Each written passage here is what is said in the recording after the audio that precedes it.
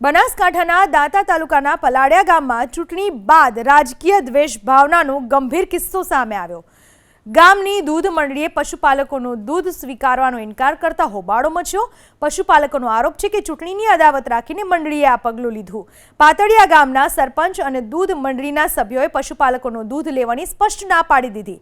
ગ્રામજનોનો દાવો છે કે કાસા પાતળિયા ગામમાં 60%થી વધુ મતદાન ભાજપની તરફેણમાં થયું હોવા છતાં કોઈ અકળ કારણોસર ગામ પ્રત્યે દ્વેષભાવ રાખી પશુપાલકોને હેરાન કરવામાં આવી રહ્યા છે। દૂધ મંડળીના આકરા વલણથી આર્થિક નુકસાન વેઠવાનો વારો આવતા પશુપાલકોમાં ભારે રોષ જોવા મળ્યો। રાત્રિના સમયે મોટી સંખ્યામાં ખેડૂતો પોતાના દૂધ ભરેલા કેન સાથે દાંતા પોલીસ સ્ટેશન પહોંચ્યા। પોલીસ મથકે ઉમટી પડેલા પશુપાલકોએ પોતાની વ્યથા રજૂ કરી હતી અને જવાબદારો સામે કાર્યવાહી કરવાની માંગ કરી હતી। અમારા કોસાના 60% થી ઉપર પણ અમે લોકોએ આપેલા છે, છતાંય અમારું અત્યારે જે મંડળીમાં દૂધ ભરાવીએ છીએ 20 થી 25 વર્ષથી એ મંડળીમાં અત્યારે છોકરાઓને અમારા આદિવાસી લોકોને દૂધ બંધ કરવામાં આવ્યું છે કે ભાઈ તમે લોકોએ અમને વોટ નથી આપ્યા એટલે તમારું દૂધ લેવાનું નથી।